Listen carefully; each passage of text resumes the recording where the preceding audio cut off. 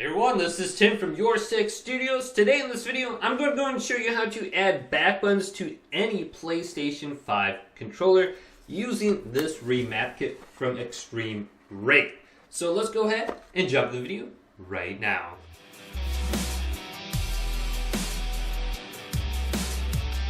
So you can add back paddles to any PlayStation 5 controller, and this Extreme Rate remap kit costed me around $40. So with this remap kit, I get an extra back plate right here, and then I get the actual paddles in which we have to install. And it's relatively easy to install, and then we have to find out the controller model that we have as well. And then we get a few extra tools here to open up our controller. So let's open up this package and then open up my controller. And there's going to be some screws in here that we will need later. Just don't lose any of those, just in case. And I'm going to get out this blue piece right here to open my controller with. Now we need to open up our controller. Take this blue tool and flip over your controller and try to pry right here. And we have to remove the face cover. And it should just come off just like this. And lift up. Do the same thing on the other side. Okay, so now with both ends kind of lifted up like this, you can simply peel it off. And this face cover should just simply come off without too much effort. And this is what it looks like, removed. Now let's put this to the side.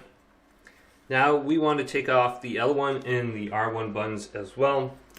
And these are easy to take off and pop off. So let's just put the tool right in the middle here.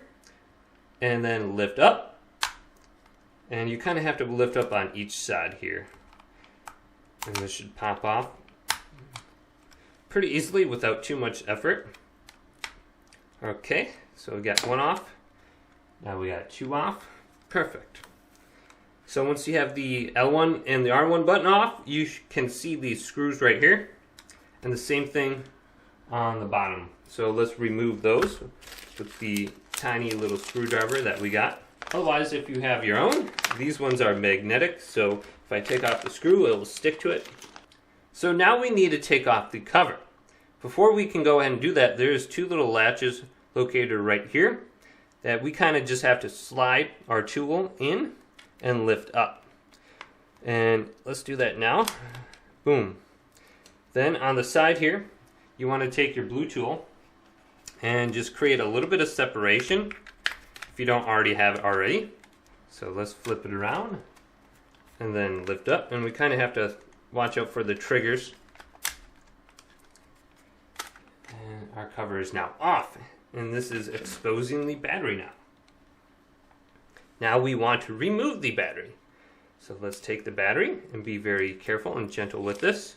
Then you want to try to remove the battery by pressing on the plastic part and not lifting up on the cables, just in case. You can kind of use your fingernails to lift up off of this area right here. Otherwise, if you're very gentle, you could pull the cables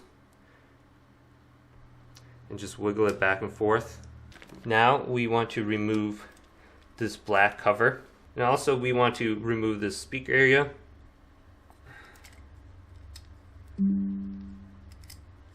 And this is just going to be hanging on with this little cable here. Now you can detach this from the board and remove it. And I'll just have to put that in later. So this is just going to be placed to the side now. And remove the battery plate. Now we have to remove these cables right here. So there's 4 of them. And you should be able to just grip this with your fingernails. Okay, good. Let's do this side. And you can wiggle it back and forth just to remove it a little bit easier. This one's a little bit harder to get out. There we go. That one was a little bit more difficult. Now let's get the last cable here. Lift up. And we can completely remove these now from the board. So let's get this side and remove it. And we are going to be replacing these with some that come with the back paddles. So we got those 4 cables removed, plus this little speaker right here. Now we can slowly peel this back and feed our thumbsticks through, just like this. And be careful with this little piece right here. This may fall out on you. If it does, that's okay. You can put it back in. And if this does fall out, go ahead and put it back in right here. And that'll be good right there. Now another thing, when we have the board out like this, we want to find the board number, whether it's BDM 20 or BDM 10, and that will determine how we install the actual back paddles here. So take a look at your board. There should be a number like either right here or maybe located right here that says BDM 20 or BDM 10. Now I can see my model number for this is BDM 020. Now take out your actual remap kit, and we have to install new ribbons now. Now look for this piece that looks like this, that has the sticky tape on the back, and place it over this area. And push it down. Make sure this is on here really good and is flush and flat against the back plate. Okay. And you kind of have to feed it through these little cylinders, so just be aware of that. So that's looking good. Now let's feed this back through here and put the thumbsticks back through the holes. Now one thing I did want to note is on some controller models, before you take this board out and flip it around, there's little black pieces you might have to press in just before you can take this board out. And that will make it a little bit easier. For me, I really didn't have to do that, but this will go ahead and latch it in to the actual plastic plate on the back. Now I'm going to feed this ribbon in right away and just connect it. And also be aware of this little ribbon cable on the bottom. Make sure this doesn't get stuck underneath. And you'll have to reconnect that as well. Perfect. So I got the blue ribbon up here connected, the one on the bottom. And these are the ribbons we're looking for. And we do need some scissors to cut these. Now take a look at your controller model, and it will say BDM 10 or BDM 20. Now on these cables, you'll have to remove the one that is not your controller model. So I'm going to keep anything that says BDM 20 and remove BDM 10 from here. So let's just cut some of these off and just cut it off right where you see the dotted lines. So I'm cutting that off right there, and then let's get this BDM 10 as well. Just remove that. And do the same thing on the other side here with this cable. So I can see BDM 10 and BDM 20. Now let's cut this right here. Boom. Now take this little ribbon cable and fold this piece over. So it looks like this. And now you want to slide this on the side of the controller right here. Put it in this little slot. And the gold ribbon cable should be facing you. Okay, and just make sure it's slid in all the way. Then flip it over just like this.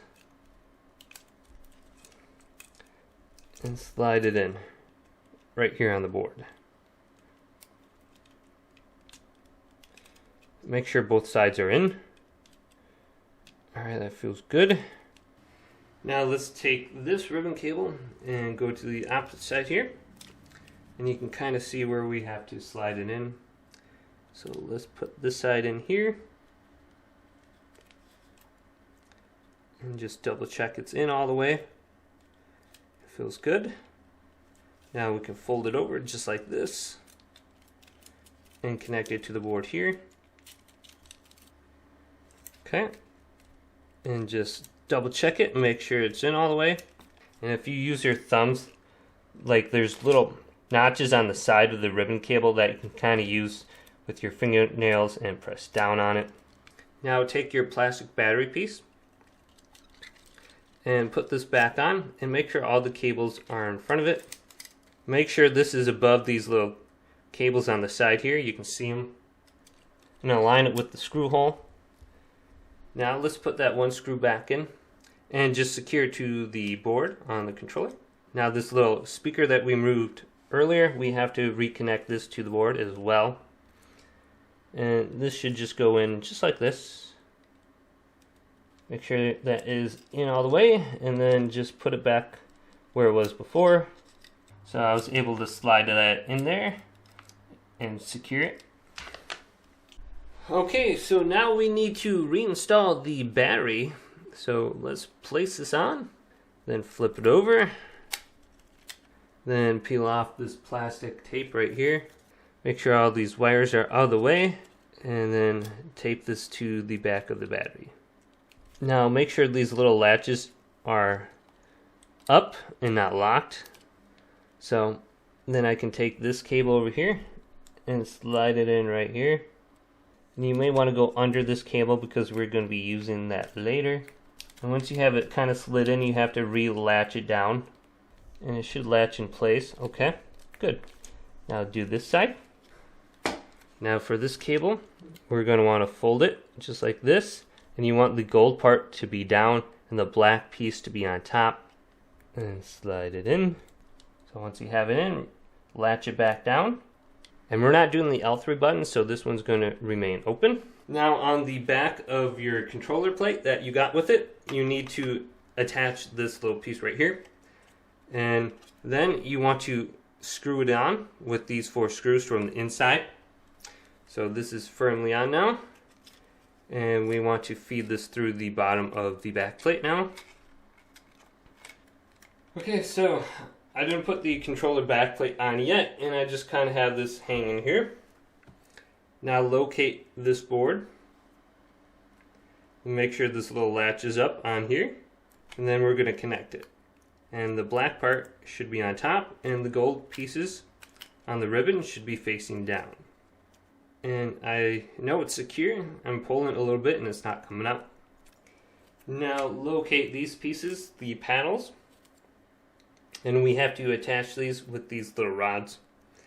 Just slide the rods through here.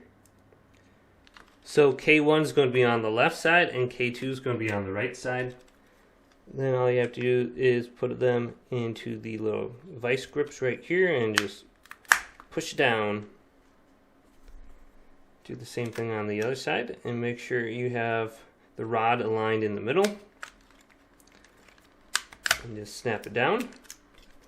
Now take this board and then just feed it through right here. And make sure it goes underneath these 2 little black pieces. Now there should be 2 little black smaller screws that came with your set. You'll use this to screw down the board here to the back plate. Okay, now that I have those screws in, we want to take this back cover and then find these back buttons. So you just have to feed it through just like this. And make sure they don't fall off when you flip it around. And they should latch on the back, kind of like that. Now let's feed this one through. And you kind of have to hold them in place because they want to fall off on you. Now take this middle piece and put it in. And take this piece and put it on top. This one should stay in. Push it down, and there's little cylinders on here it should rest on. So those are all the pieces. Now with this silver part on top, we're going to rotate this around. Try to keep all the buttons from falling out. Then I'm going to bring the cover to it. And I'm going to lift up and try to put it on just like this. Now this little middle button wants to fall out all the time. But I think that's the easiest way to put that on. Now test out your panels, make sure they click. Now we want to go ahead and put the back cover back on. Now we want to feed the triggers through the opening here. And then do this. Just rest it on the back here. Just like this. Push it down. Make sure the triggers are in place here. Then these latches on the bottom here. Make sure those align. Alright, so now that the cover is on and everything is flush tight on the top here, and look at the USB cable right here and make sure that is aligned. You may have to push this down and screw it in tighter, but that looks good. Then put all your screws in. So you got 1, 2, 3, and 4 screws to screw in. Then take your faceplate and put that on, and put this right in the corners right here under the touchpad, and push down and snap on the bottoms here. Same thing over here. And this is looking good all along here. Then put your L1 and R1 buttons back on. Good, and that just snapped on. Boom, that snapped on. Now let's turn on our controller and connect it to our PlayStation 5. Now I'm just going to use a USB cable. That seems to be the quickest and easiest way to connect it. So here's a little USB cable that I have from my GoPro. I'm just going to connect it to my controller real quick. Press the PlayStation button, and we should be good to go. So now I can use it wirelessly. Let's just go to a private match in Call of Duty, and then just remap the controller. So let's go to private match and go to custom game. Now to enter the remap mode, you want to hold this middle button down for about 5 seconds, and this red light should turn on. So let's do that now. You can see the red light. It's really dim. Now you want to hold down the button you want to remap. So I'm going to hold this button down right here, the K1 or K2 button, and the X button down, and this should remap it. So if we hold it down at the same time, it should remap. Then find your other buttons and do the same thing. And you can see it flashes after about 2 or 3 seconds. So let's do my square button now. So I'm going to hold down, was it the K3 button or K4 button and square at the same time, and it should flash after like 3 seconds. Then that's the remap mode. Then we can hold this down for 5 seconds again, and it should undo the remap mode. Now you can press the buttons you just remapped. So here's the back panel. That's jump in Call of Duty now. What is this? This is switch weapons. I think that's to go through like doors and stuff. Looks like I have to redo this one. This one should be circle. Good. Now it's remapped. I can jump and I can crouch with my back buttons. I can slide, jump. Now let's go to a door and see if I can go through the door. Looks like I still have to remap that one. It didn't work. Okay, let's try it. Okay, and it worked. So I have all 4 buttons on the back of my controller completely remapped, and I'm good to go now and start playing. So hopefully this video did indeed help you guys out. Add back buttons to any PlayStation 5 controller. Go ahead and leave this video a big thumbs up and subscribe to my channel down below for more tech up videos coming up next on YourSixStudios.